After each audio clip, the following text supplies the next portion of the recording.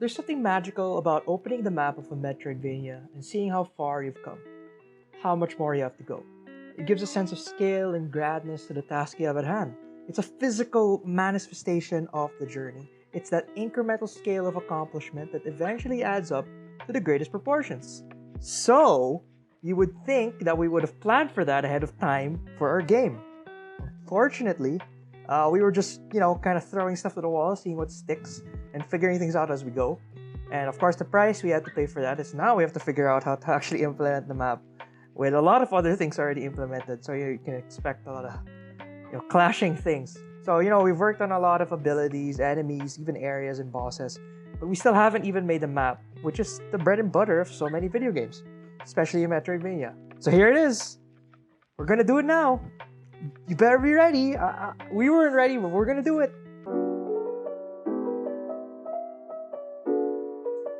See, now a smarter person would have made each room and then mapped it to a certain X and Y coordinate, made sure everything was lined up, and then you just have a map that tracks those coordinates, checks where the player is and whatever. Now what we did, which was completely not what I just talked about, was that each room is of a random varying size depending on what we felt like. And we just kind of guesstimated, or as we like to say, artistically figured out where everything connects. Of course, we had a general plan in mind, but we never really measured everything pixel to pixel, so you can see where a problem might arise. The next room is really just loaded in after you exit the previous room. So it's not like they're all on just one big map, and we can just trace the player through the whole thing. So the moral of the story here is you better plan your stuff ahead of time, otherwise you're gonna end up with stuff like this. So what we did was just to see how everything looks, lined up as we envisioned it. We got each room, stuck it together in one scene in Godot, and there you go. Look at that. That's what we thought it would look like, and it's looking pretty. Oh my God, what is that? Oh, see, this is why we should have done this earlier, because now apparently there's some gaps where we thought that these rooms were right next to each other, but it turns out there's a big gap in between. But that's something like a little elbow grease can't fix, Who's gonna complain about more content? Just throw more rooms in there so people want to see more things to traverse.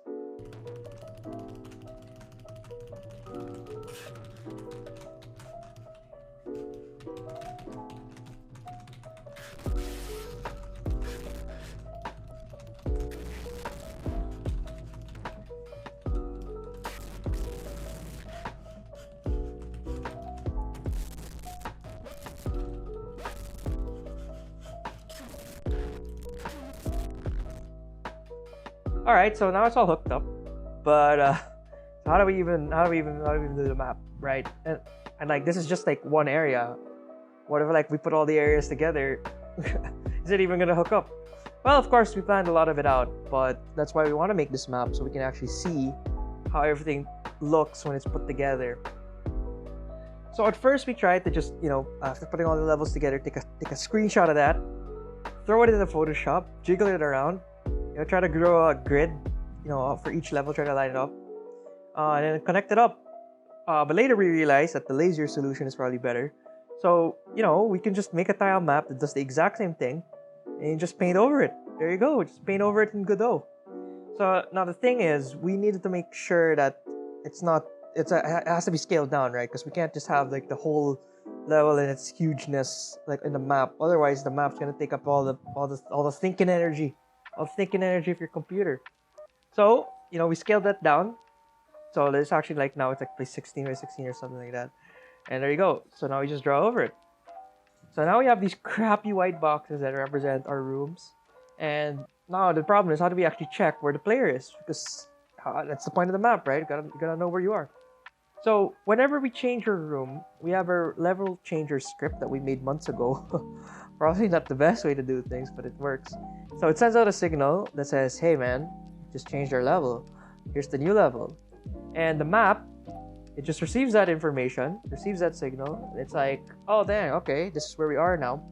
And we put a marker on the map that tells the map where it is, what room it is, right? So it just checks for that room, figures out, oh, there you are, and puts the player there. There you go. Represented by a little Godot thing. So there was probably an easier way to do this, but you know what? This works, and that's good enough for me. And of course, you give the bad boy, that little map boy, a little second serving of the player's position. It just constantly checks and updates your position based on where you are in the room. There you go. Now I forgot to mention, of course you don't want the whole map revealed at the start. So we actually also have a overlay of like, darkness. And what this actually is, it's really just a tile map of darkness, like that. And whenever the player goes there, to wherever this is on the map, it checks your position every frame, right? There, well, we actually just got, I use like a little collision thing, collision shape to do this, and it just gets the space state, the 2D space state every frame, and then it does an intersection with the shape that we have, and wherever that intersects with the darkness tiles, right, we set the tile to 1. So what does that even mean? So if your player walks into like one of these tiles, turns it into this, which is basically an empty tile, and there you go, it erases everything.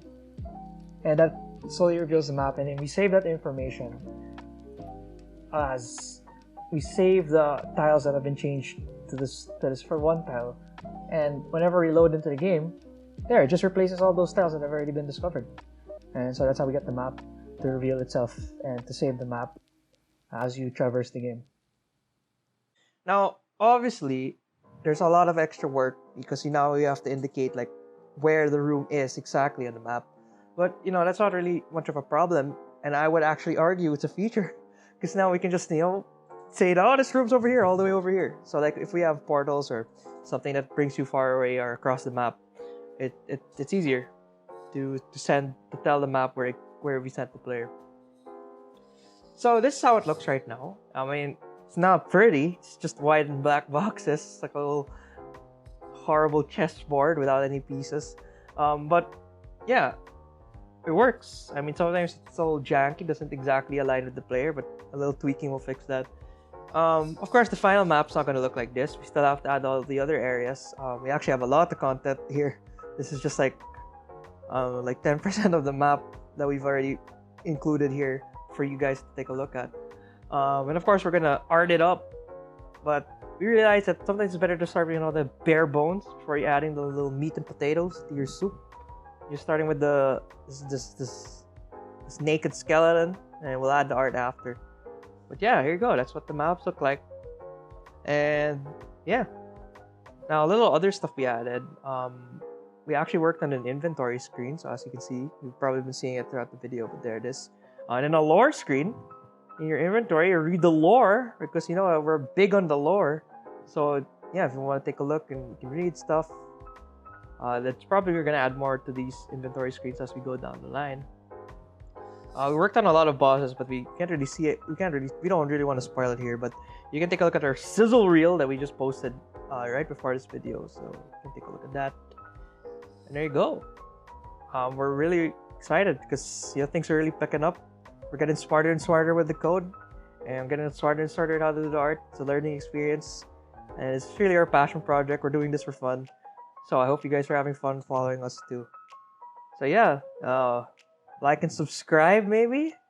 Get the algorithm going. We're trying to build up that clout, for when the game releases eventually.